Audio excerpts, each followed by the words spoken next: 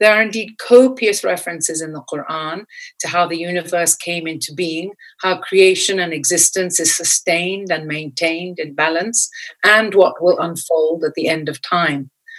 But it is not the purpose today to prove that all knowledges are contained in the Quran, or that it predicts and explains existential phenomena with an all-knowing prescience, thus adding to its inimitability, its ijaz. All knowledge systems have been the preserve of inquiry by Muslims throughout history. For centuries, Muslims have brought their intellectual prowess and himma to uncover the truth in all of their scientific research. But it is a historical fact that a degree of epistemic violence, as it were, has been visited upon our tradition as a result of modernity's complex tensions between the rise of the secular and scientific in opposition to the religious and traditional, between the massive impact of political and economic colonization on the scaffolding of our minds and societies, and also the apparent paralysis or impotence of Muslims to collectively respond in a meaningful way that would be useful for the whole of humanity. The engagement that Dr. Al Adnani brings today with Shaykh Fadhlalla is rooted in their tawheedic vision and understanding of the Quran, sharpened by their own research and insight into all aspects of this scriptural encodation of reality.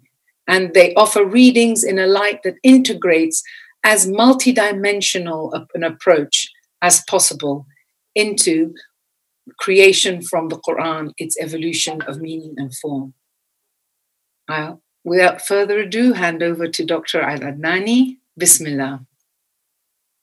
Bismillah ar-Rahman ar-Rahim. Assalamu alaikum. Thank you, Mona, for this wonderful introduction. As you said, we are tackling just a small topic of existence and creation. It's not a big deal. We can say that one thing that humanity kind of agrees upon from its beginning of awareness is that this existence is a mystery. Past, future, present, certainly that's something everybody agrees on. What's its beginning? What's its essence? What's its purpose?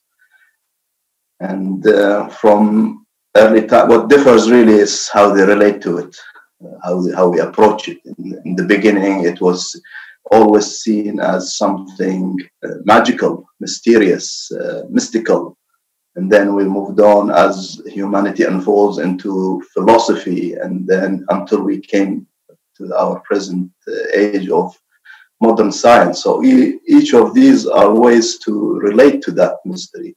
How can we, what is it?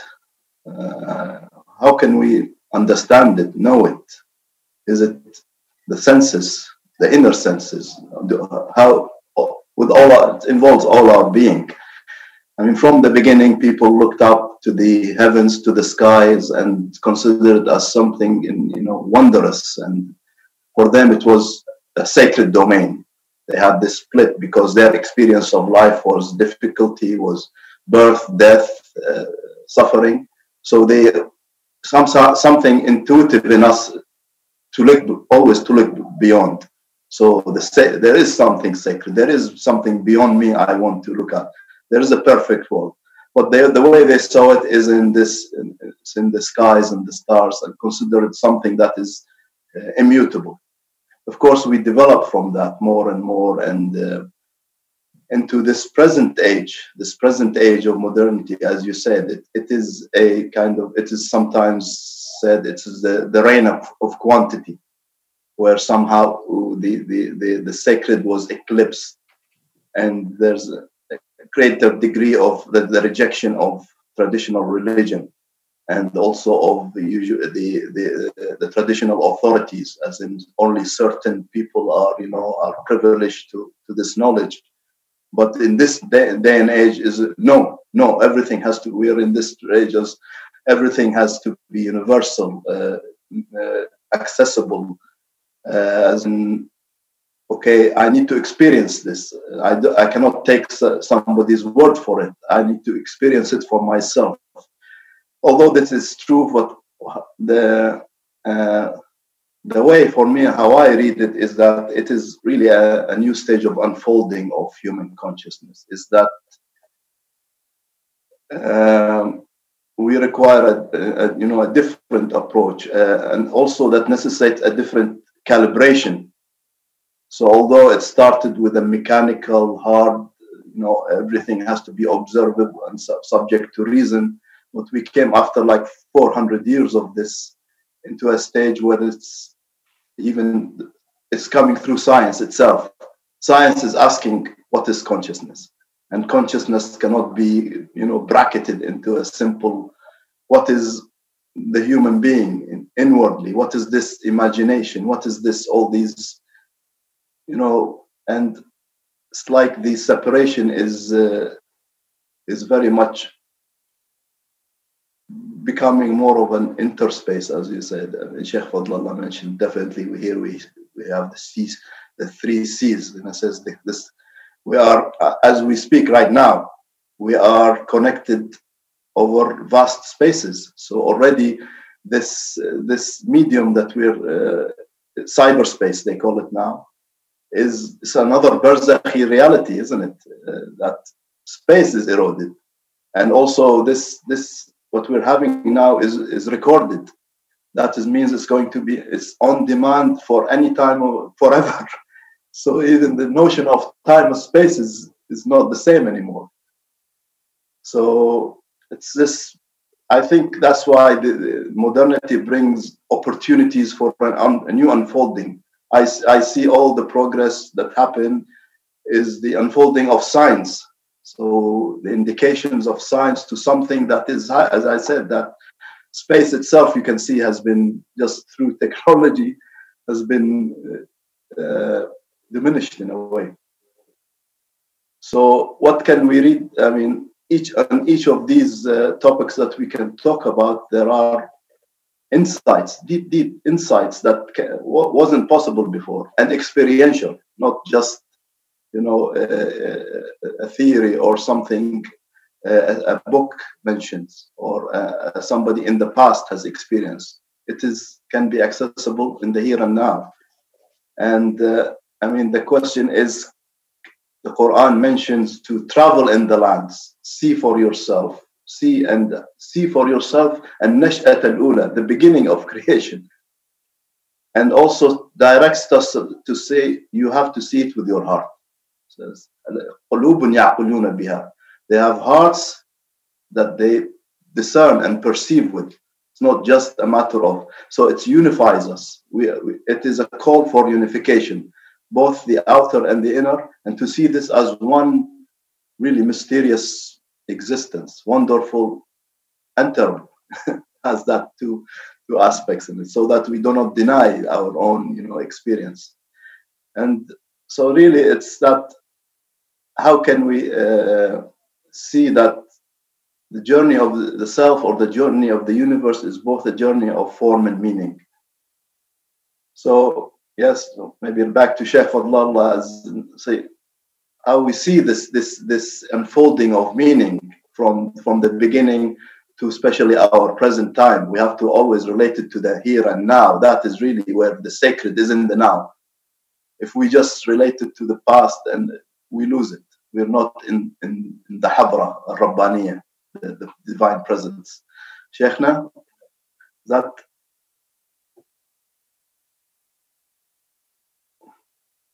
the issue is to reconcile and accept, and that is submission and Islam.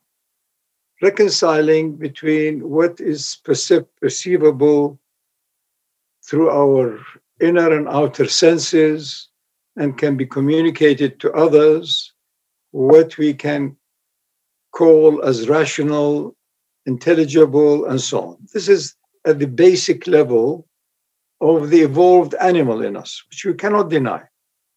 Then there is, as you mentioned quite rightly, that from the beginning we were looking at the skies and the heavens and what is it all about? Where do we fit in, or how does it fit in? And what is the beginning and the end? So as we get the whole story, no story is ever complete unless you know the end of it. So what is my end?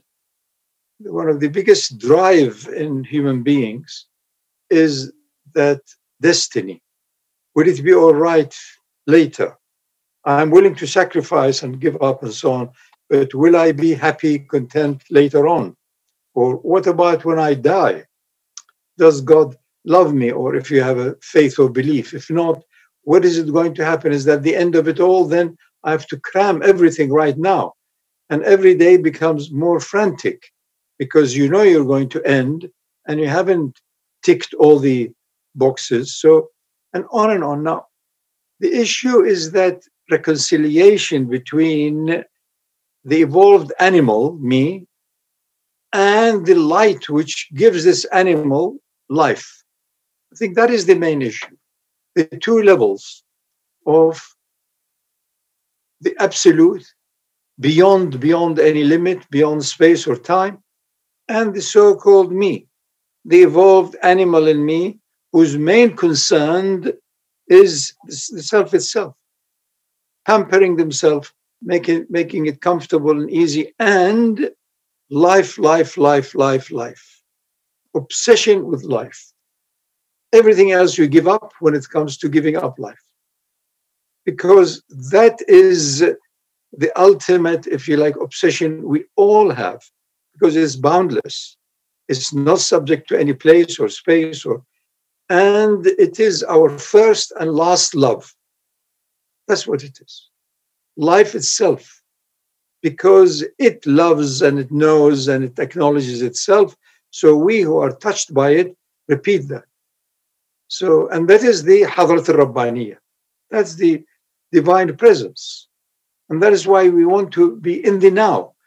I don't want what happened 200, 300 years ago. It may be useful, may be informative, but it is now. If the now is complete, if the now is truly connected with the absolute end, both ends, past and future, then it is the richest field we can ever experience. And that is what we seek, to be in the now.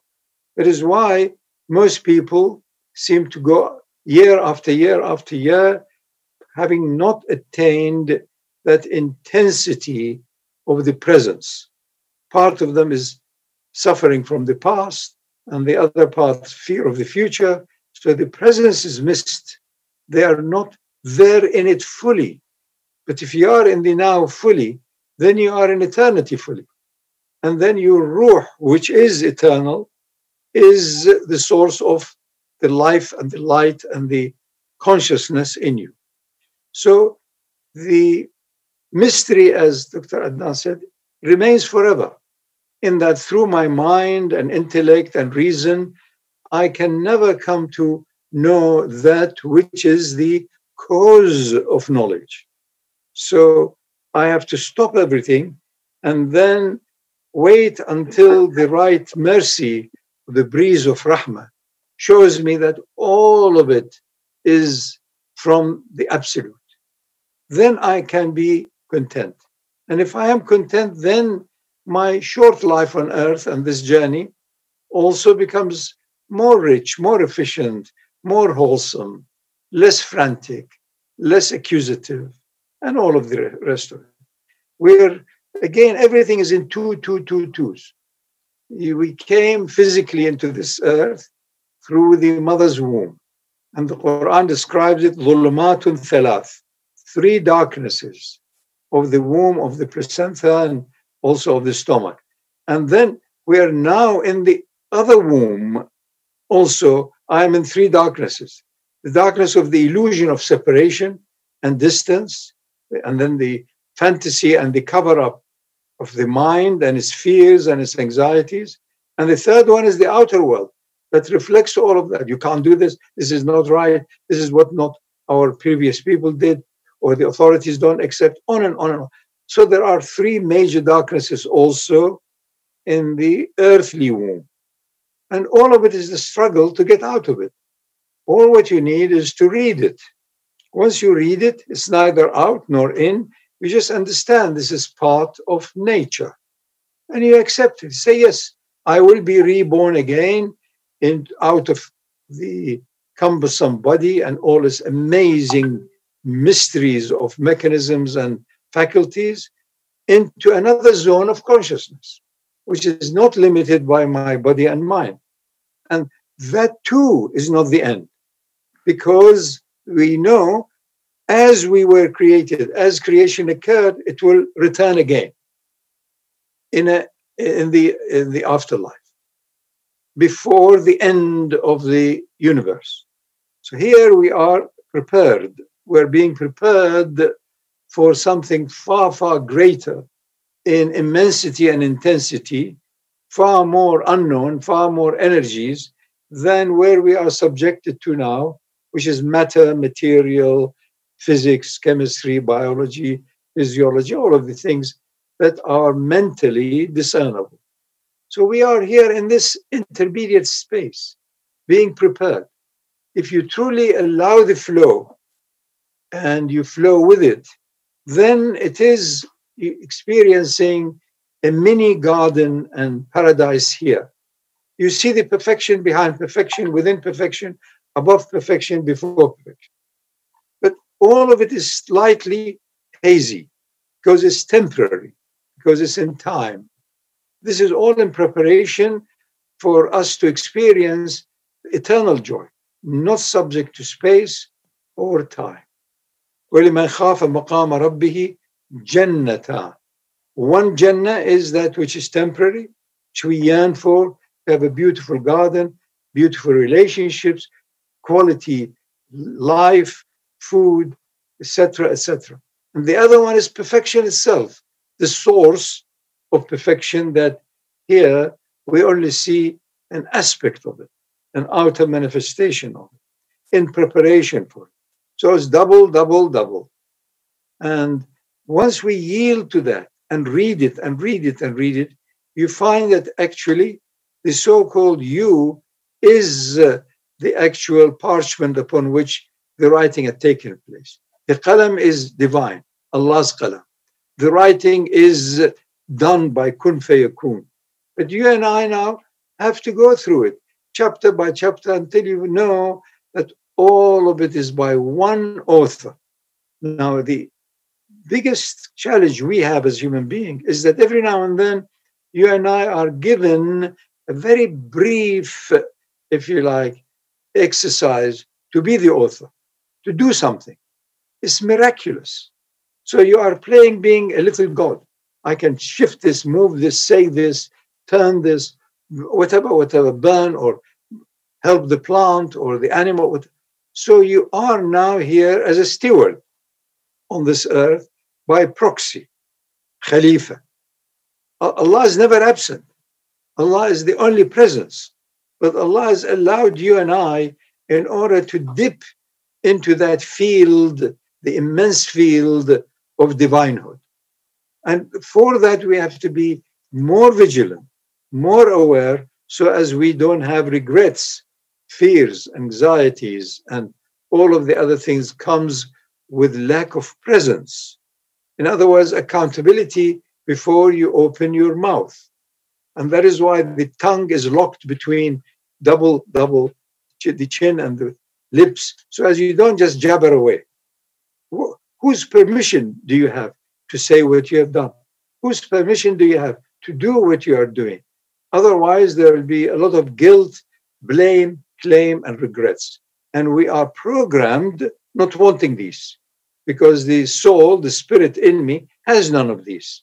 And I love the qualities of my soul. Ever present, ever content, ever secure, light upon light, because the shadows of the me or the mind or whatever biography I have has not yet afflicted it. So everyone, as the Prophet ﷺ says, is born in Islam, meaning clear, in the flow of reality, in submission of the truth as it flows in space and time. But through culture, through fear, through anxiety, through whatever, the desperation for survival, all kinds of other sediments settles in, and that light, which is divine, becomes so dim. And we become worse than animals, as many beings nowadays are showing us that this is the case, and therefore the whole world is suffering.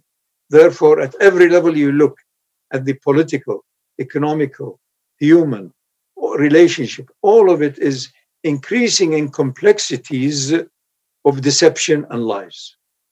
For what? We don't know. They think it's development. They think it's progress. And yet they work like maniacs for 10, 11 months, whatever, so as they have 2-3 weeks or a month holiday. So they go down and just drop semi-dead on a beach or somewhere. So as, you know, the sun causes a bit of change in color on the skin.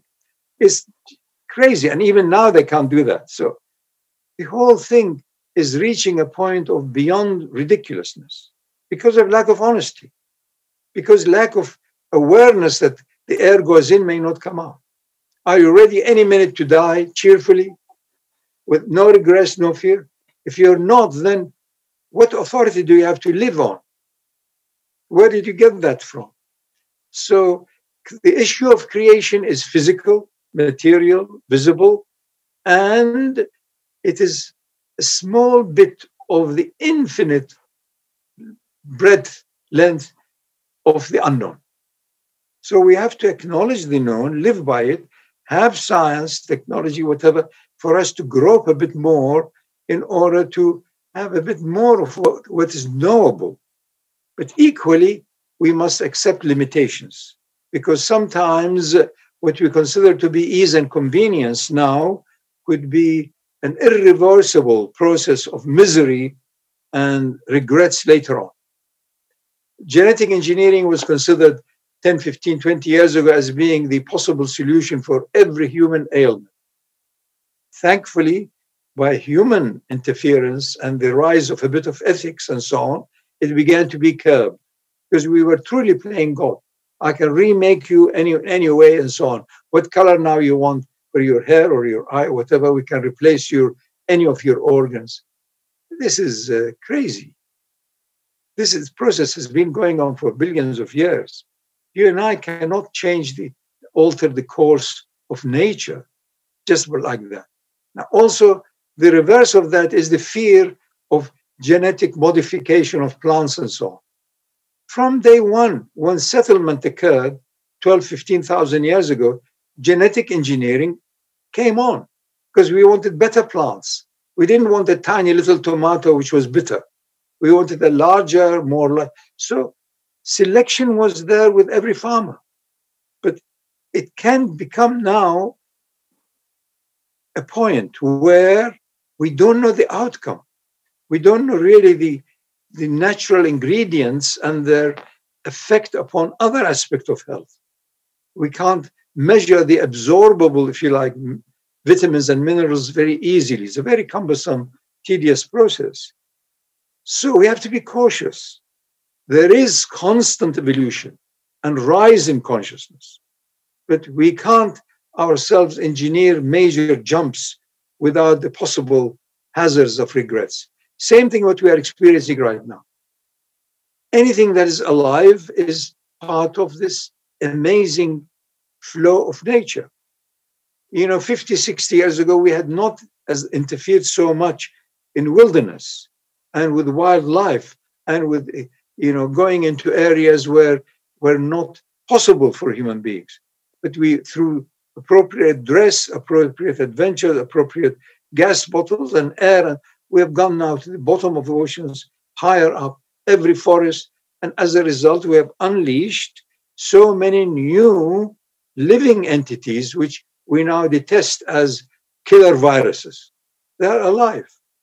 We have been transgressing. These are the limitations. If, as human beings, we don't recognize the limitations and learn how to enter into total silence, we will not touch the zone of the limitless of our own ruh, which we yearn for. So we have to be in balance, earthly, heavenly, in this world, not of this world. Hoping, praying, occasionally making mistakes, but trusting in that even the mistake is for my benefit, for me not to repeat it, and for me to be humbled and to exercise also communal responsibility and apology. Being present, joyful. And this is for everyone. But some people are born with more handicaps than others, whether it is genetic, whether it is in the DNA, or whether it is whatever.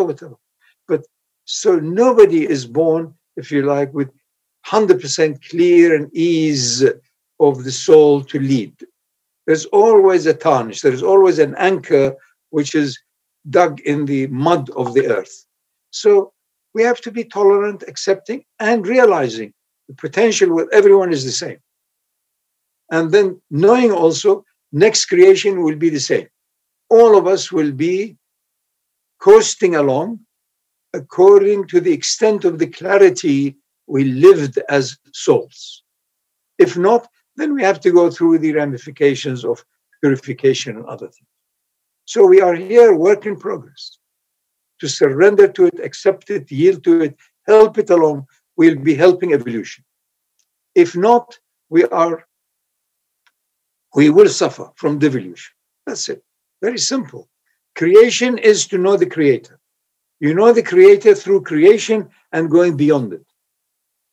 Other creation, the otherness is sameness, is me in other shapes, other color, other race, different degrees of opportunities of education, of love, of comfort, of acceptance, and so on. That's all. Everybody's potential is the same because of the ruh is the same. It's amazing that all of these arwah, whether it is that of a cat or a mouse or a human being, they've all had the touch of the divine, of the absolute. That's why they're all yearning for higher level of consciousness. Amazing, amazing, amazing. If we are not in amazement, then we are not really alive. Bismillah. Thank you, Shaykh Fadhlalla, for that rich and vibrant, pulsating map of reality here. But I would love to hear some of the verses of the Quran on which this incredible cartography is based. There are so many ayat that I know lie at the root of this incredible vista that you have been painting before us. Maybe, yep. Adnan, you'd like to bring some of them. Come on. Well, there's so many in the Quran, of course. Go on. Everything alludes to the one, everything in every possible way. I mean, I can just mention a few. بسم الله الرحمن الرحيم إن ربكم الله الذي خلق السماوات والأرض في 6 أيام ثم استوى على العرش يدير الأمر ما من شفيع إلا من بعد إذنه ذلكم الله ربكم فاعبدوه أفلا تذكرون. Surely your Lord is Allah, who created the heavens and the earth in 6 days or 6 periods, then establish himself upon the throne, directing the affair. Intercessor there is none save after his leave. That then is Allah, your Lord, so serve him. Will you not remember? So here it's a total connection of the inner and the outer.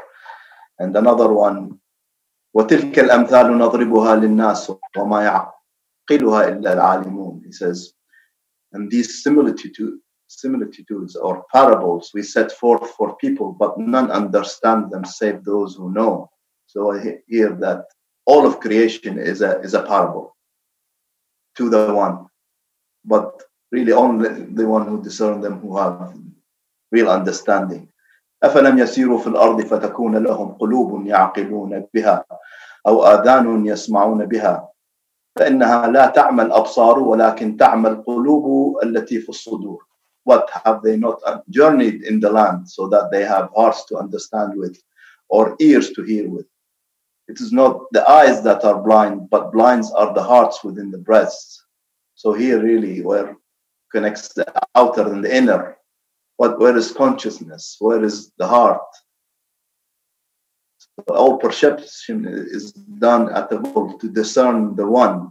We are all bracketed between the al-mabda wal-ma'ad, the beginning and the end. All creation is in two-ness. But huwa alladhi yabda'u al-khalqa thumma yu'iduhu. It is he who who originates creation and brings it back. So it's, everything in creation refers to that through the mabda wal ma'ad. So that idea of origination and splitting is also reflected in our modern, the modern view of, the model of creation now. What is it? It's known as, for example, the Big Bang. It's another mithal. It's another illusion. It was kind of quite a funny story that how this idea came about. This astrophysicist called Fred Hoyle back in the 40s, actually he wanted to ridicule the idea. He was promoting his theory of steady state, where the universe is more or less steady and going through changes. So he came up with this as in a funny way, or this funny idea of Big Bang, of an explosion, which is, he's not completely wrong. Because effectively, for an explosion to happen, you need already an existence and a time and space. No, in this case, actually, the beginning was an undiscernible quantum state of some, or maybe a singularity, where nothing existed. So, if anything, it was the most subtlest shift of happenings, whatever that is, that brought about existence, brought about this what, or at least what we know of our own universe. Who knows? There might be others. So, in a sense, that this Big Bang idea was, that's one of the big mysteries, is that why is there something and not nothing? It's not that why is there, the question from really the thinkers is that why is there something and not nothing? Because in order for this shift to happen, there is what they call a state of asymmetry, something that has to go out of balance. So the only symmetric state is that state of this unified singularity. It's like everything was, when something is in complete balance, as in your forces are, it's fixed. Nothing can ever happen in that state. It's undiscernible. It is in complete balance. So effectively, there is no there's no manifestation as such. So to go from this unmanifest to the manifest, something has to shift. They call it like, and maybe that links. We have that splitting. It's a splitting function. In the Quran mentions, many ways. Fatara, falaqa, fataqa. Mentions that earth and heaven was ritqan, were one thing, and it was split. And I think, of course, in the Quran it mentions that, like I read the 6 days or the 7 stages, or it mentioned these things, but that's a more holistic kind of how things emerge from the one. We have its projection in time and space. We call it our universe. But again, here we see this constant splitting going on. From the beginning, there was not just this quantum fuzzy state of non-discerning. From it came all the forces that we know. So what we know is like the nuclear force, the electromagnetic, gravity, and there are 2 nuclear forces, the weak and the strong. And from then, further splitting happens and then there's this huge expansion. They call it the phase of expansion. Within less than a second, the universe expands immensely, and it's still going on in acceleration. It's beyond our capacity to. It is, even from a hard science point of view, it is wonder upon wonder. And it's amazing. So this asymmetry that's going on constantly, it's like, and it's mirrored in nature. We are not symmetric beings. Our left and right sides are different. Everything in nature you see has a spiral pattern, which is not symmetric. We have that also symbolism. If you remember the symbolism of the yin and the yang, that represents also it's an asymmetric shape. The 2 halves are not the same. So that is, in a way, alludes to that maybe sacredness of something that is beyond, that had split in a way, or produced all these dualities that we experience. Everything that we experience, for example, is mediated by this electromagnetic energy. You know, all our senses are exchange of light photons, whether it's sight, touch, seeing, and stuff. It's one of these forces. But that's from the behaviorist. But we don't experience charge and force and electromagnetic. We experience qualities, right? Our relation to is color, sound, and stuff. These are not outer discernible. So we have these two sides of us. Again, there's an called asymmetry. The outer world and the inner world. The outer world is always indirectly experienced. We allude to. It's not. We don't know. We don't know it. The medium, the organ of perception of knowledge is consciousness. There is no way we can step out of consciousness to say we make these labels: electron, proton, atoms, gene. All of it are actually labels of our khayal. The khayal. It's all in consciousness.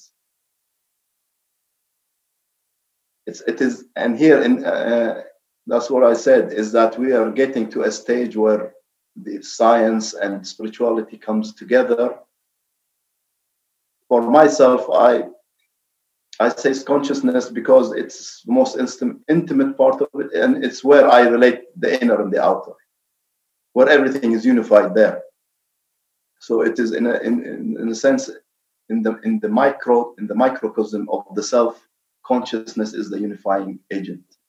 It's where both Ubudiyya and Rawhaniyya, myself and soul, connects.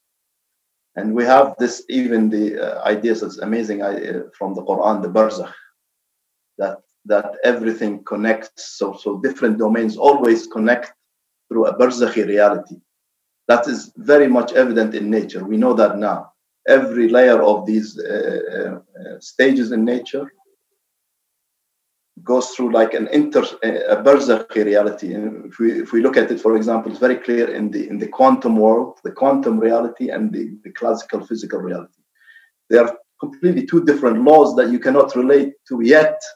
They are disconnected. I am both the classic, the physical, and the quantum. How does that? How can we relate to that?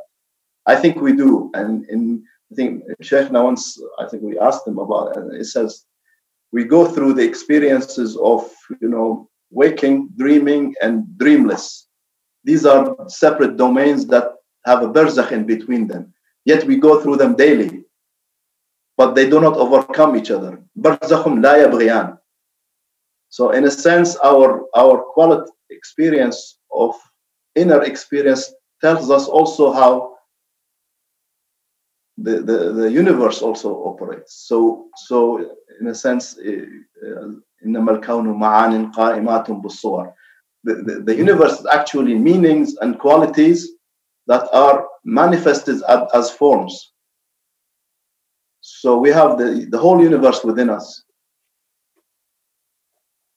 gathered. And the outer universe is the universe in a split form, tafsil. So you have, the Quran says tafsil al-kitab in a way. So we are being shown the qualities that are inherent in the one experientially in the domain of what we call the universe. So whether it's time and space, whether it's our inner dreams, but through this stages and there's barzakh in between them, so they can be discernible. Otherwise, everything will overcome each other. Everything we as I said, that when a new knowledge comes in, like modern science, it kind of covers everything else and tries to dismiss everything. Yet, truth cannot be covered. Truth is always there. It will come out somehow. And I think nowadays more and more is coming out. You hear the most, hardest of scientists still obsessed with the idea of God. They write books on the God. They cannot help it because there's something that the mystery is always there. No matter how much we try and cover it, we are such a funny being.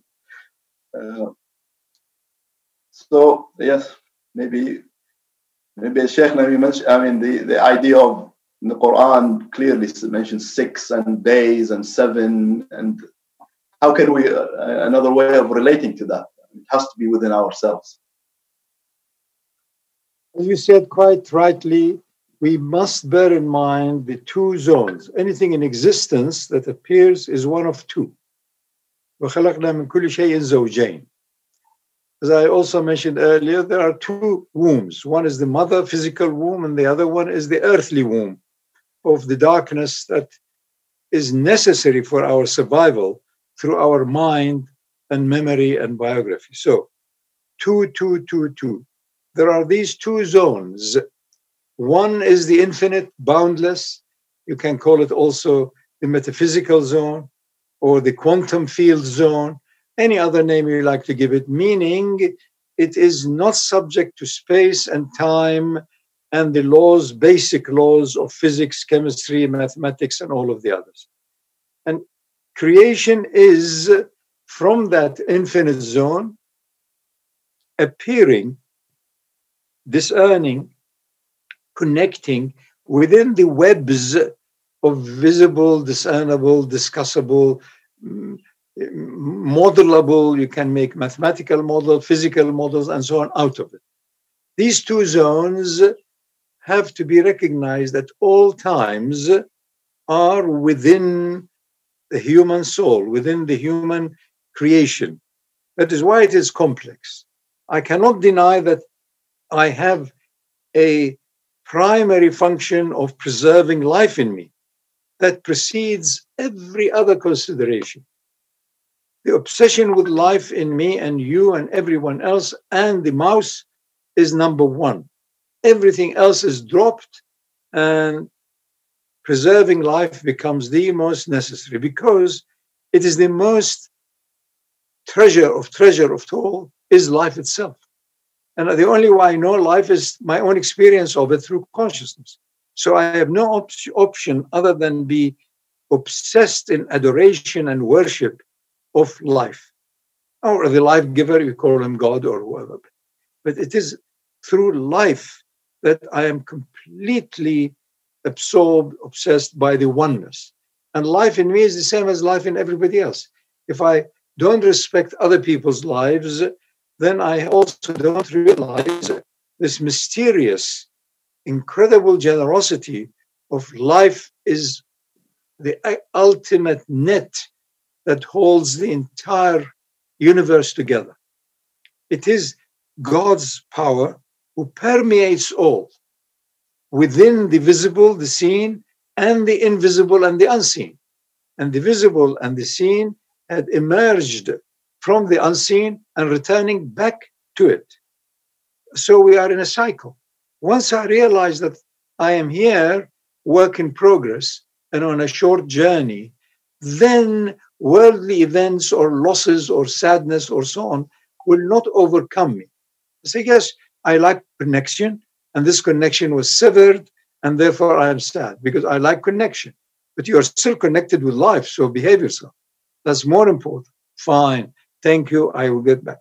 So I try to get out of it and forget it and let me have a little walk or some. So we are the same. We're made of the same, if you like, pattern.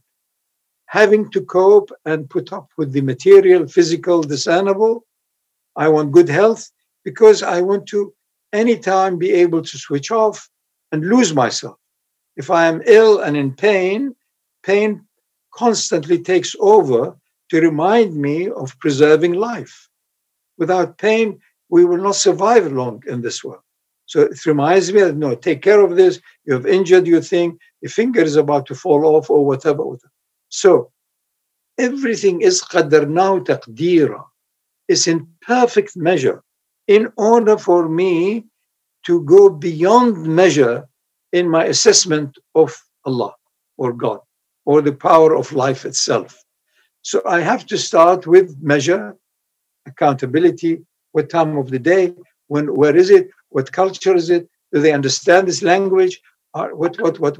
In order for me to reach a point where the measurable world, the discernible world, the physical, material, chemical world is connected to its origin, which is the quantum world or the divine field or the absolute. That's all. So we have a purpose. So each one of us have to exercise, if you like, as best as we can, this rise in consciousness, accepting the lower consciousness, the conditioned consciousness, dealing with it, but realizing that its origin and its destiny is absolute consciousness. That's it. Once I'm doing that, then I am as well a situation I can be in this world. Can I put a question to the both of you that has several questions that are very similar that have been arising from the feedback chat on YouTube? So I'll repeat some of these questions, but you'll see that they're all related. And I mean, you've been talking, Shaykh Fadhlalla, now about the measure, about taqdeera, and that it's enacted in a sense by holding ourselves to account. But this rising consciousness, how do we engage with it more actively? How can we let the qualities of the soul prevail? You know, the heart is calling us for unification. So how do we listen to the absolute? What, in fact, is self-awareness? Shaykh Fadhlalla? Self-awareness begins with the basic, that I am aware, I have fingers, I'm touching, I'm sitting, I'm talking. Begins with the instant, with the now, and with the physicality that appears from the now. My sound, my voice, my senses, my inner senses, my outer senses, my extent of patience, impatience, like, dislike of whoever I'm talking, not talking, whatever. So it begins with that. It stimulated some aspect in this amazing complex mechanism called I. And then it moves on. The flow of, if you like, the incredible magic of the rise of consciousness cannot be stopped. Inna Allah balighun amrah. Allah will attain His design and His purpose, which is to be known. How do you know something unless you are amazed by it? How do you know something unless you eventually realize that you exist because of it? So you move on and on along the, if you like, the breeze of rahmah and grace of evolution from the one via duality and plurality and multiplicity back to one. The more you allow that flow, the more you are in unison, the more you are in a true high level of submission and understanding and joyfulness now, until you lose the incumbencies of the body and mind and all the other limitations. So you are now in the timeless garden after death. That's the whole story. You just have to accept it through intelligence. We underestimate the value of the numerous levels of intelligence. You have physical intelligence, you have got organ, you have got digestive intelligence, you have got then emotional, and until such, it is spiritual intelligence. You have nothing of your own. Where were you when you were born? Why is it you love deep sleep? Also, transcending the senses and the biographies and the memories and all, without denying their importance, but accepting their importance in the basic animal state. And you have no option other than calibrating all the time by transcending. And it is Allah who will guide you. If you have a faith and trust in that there is one creator that permeates all of creation, He also permeates you. So whenever you reach a point of not being sure, stop. Ask the hidayah, ask for guidance. If it doesn't come to you, be patient. It's good for you to have patience. Patience is timelessness. Your soul is timeless. So here you are touching your soul. So you have to be real and honest until such time you know that one moment itself contains the secrets of eternity. That's it. You have to be real and honest, but according to your true state. You can't concoct it. You may initially mimic, imitate, hope, pray, cry. All of this may help. But at the end, it is if you truly have entered into the moment, then you are experiencing moving time and eternal time at the same time and in no time. Bismillah. My turn? Okay. Well, maybe I think the The Quran, a couple of verses in the Quran. Bismillah ar-Rahman ar-Rahim. وترى الجبال تحسبها جامدة وهي تمر مر السحاب صنع الله الذي أتقن كل شيء. And you see the mountains, you presume you're supposed to be fixed, yet they are passing by like clouds. Now, both this is an allusion of both what we understand of physical reality, where we think things are fixed, especially mountains. There have been always places of wonder because of their immensity, and however their reality is a mirage in a way. It's what they're made of. They're constant whizzing energies. There's nothing that is ever fixed. And the reason also we presume from ourselves, we consider ourselves also something that is fixed. Only I say I, and yet it's a shadowy existence, because we are again something relative. So the reason why we presume something that is moving, that is relative, fixed, because we ourselves are relative. The only way to discern the reality of anything is to have a frame of reference that is fixed. So in a way, actually in science itself, there's always a fixed reference to make sense of things. So let's take, for example, in Newtonian time, Newton's laws. Newton considered the time and space fixed, where everything else moves around in it. But later it was discovered that time itself is time and space itself is creation. It is not fixed, it's moving in time. However, there's a reference. There's a reference of these relativities, and that's what's the meaning of E equals mc squared. So matter and energy are in constant exchange with reference to this constant, which refers to light. Light itself has no time and space. Yet everything is balanced by that. Same thing, time and mass and energy. So mass and energy, time and space that we consider, fixed and mountainous, is actually in constant exchange, in constant changing. But there's a reference that we do not discern. Yet we have to. We know everything is relative. We know that everything is moving. Why? Because there is something in us that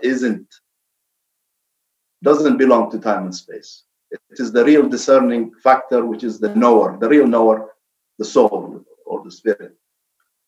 Without that, we'll always be everything will be relative, and we assume things like are fixed. And yet, in our experience, nothing is. Everything has a beginning and an end. So that's why we are distressed. We don't want death. We try to escape death in any way, because of our reality is beyond death. But how would you discover that? And another way, another verse that tells us about reality of the cosmos. Bismillah ar-Rahman ar-Rahim.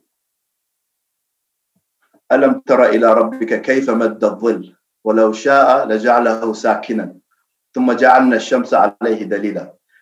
I have not regarded how your Lord has stretched out the shadow. Had he willed, he would have made it still. Then we appointed the sun to be a guide to it. Here is again the relationship between the relative and the absolute. So the stretching of the shadow is the universe. It is us. Everything is in movement, is in a state of stretching.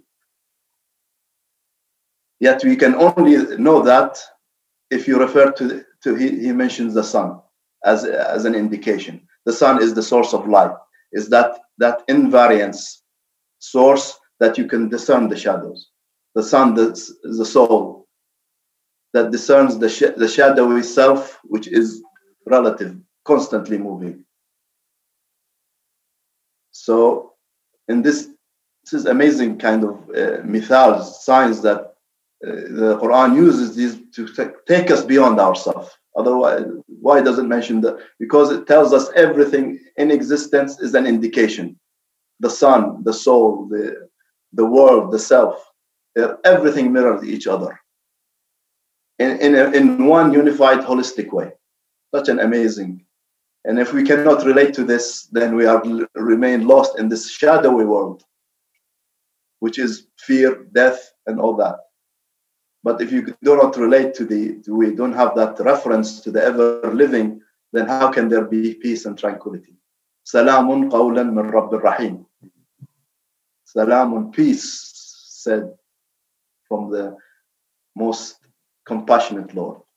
I mean, otherwise there'll be injustice, you know. Where is compassion? Where is Rahmaniyan? Where is Rahimiyan? If it's not, cannot be everlasting.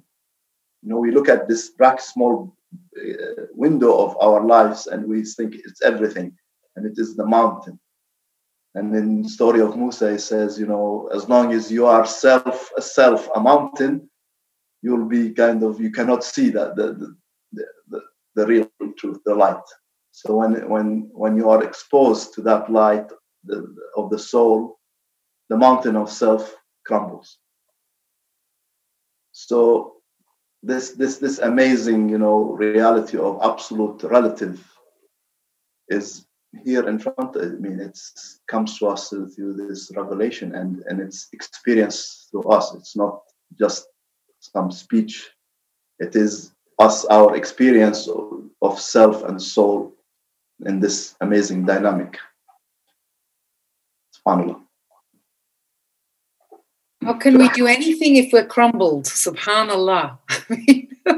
What do we do? وجه ربك ذو الجلال والإكرام وخلقناه في أحسن تقويم, which is the ruh من أمر ربي ثم رددناه أسفل سافلين.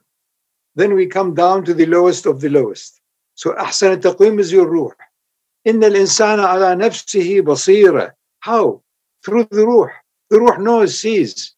ولو ألقى معاذيره. But the so-called I, haywan, lower than haywan, I give excuses, no, their fault, his fault, and I am the best, and all that rubbish. So you have to realize all the time, the absolute, the light of the absolute is in you. Where is your respect? Where is your reverence and your reference? The light of Allah is in your heart. The rest is all oozing, coming, going. Where is it? You have to have, once you have that balance, once you are ummatan wasata, then you have done it, that's all. The rest you find really nurun ala nur. The best of the best of the best is for you. Even if there is nothing, fine. Have nothing. It's wonderful. You don't have all the burdens of where to keep it, how to keep it. Trust. Do your best and trust in the rest. Thank you. This crumbling is the perfection of our ubudiyah. الذين يذكرون الله قياما وقعودا وعلى جنوبهم ويتفكرون في خلق السماوات والأرض ربنا ما خلقت هذا باطلا سبحانك فقنا عذاب النار. Those who remember Allah standing and sitting and on their sides and reflect upon the creation of the heavens and the earth. Our Lord, thou hast not created this for vanity. Glory to be subhanallah. And so equally when I am affected or afflicted or whatever, this is not batil. There is a reason. But my first reaction, of course, is object and to condemn and to blame. But all right, after that, look into the meaning of it. Nothing ever is batil. Nothing ever exists unless it has gone through the filter of divine acceptance. الذي خلقكم وما تعملون, all of us. So كل من عند الله. So where do you run to? أين المفر? This is the ultimate safety. This is total safety, not relative safety. There it is. Subhanallah. there it is. It's very difficult to bring these kinds of sessions to a close. I find myself speechless. They never close, so you don't have to have any difficulty. Just flow with it. Not difficult because we human beings want to zamzam, collect. We're gatherers. Our houses burst out, so we go to the garage, fill the miserable, and then go to storage facilities outside. This is our nature because the ruh knows it all, has the potential of it also. Here I, the animal, evolved over a few millions of years, are mimicking. It's ridiculous. You know, really, the whole thing is absurdity itself. Allahu Akbar. Thank you so much for taking us like an eagle's back, surveying this magnificent landscape of the seen and the unseen, of the self and the soul, of awareness upon awareness, the asymmetry, consciousness, continuity. And now don't come back. Once you have gone there, please stay. That's all what it is. Don't come back, otherwise we repeat the same thing. It becomes boring. كان الله ولم يكن شيء معه وهو كما كان. So what is that? We're repeating the same thing and we're saying this different flavor. The main thing is that they've given you a bit of a nourishment to get out of the illusion of who you think you are. You are who you think you are to a tiny extent. But the real you is a ruh min amri Rabbi. Finished. And we can never discover that. Because the mind is tiny, created. So how can the created know the creator? So the rest of the time, be courteous, move around and sing away and help and be useful. And that's it. Otherwise, you repeat the same thing better and better. What's the end of it? وَإِلَىٰ رَبِّكَ الْمُنْتَهَى. But Muntaha, he was huwa al-awwal. So what is it? So you have to really genuinely be content beyond discussing contentment or knowledge beyond talking about knowledge. That's it. So khalas. Now we have to have created so much mess around us that we have to spend years to get out of that morass.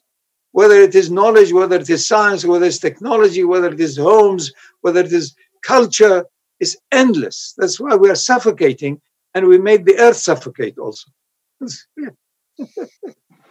I don't think today any of us feel suffocated. I think everybody listening to this discourse today feels liberated, expanded beyond any limit.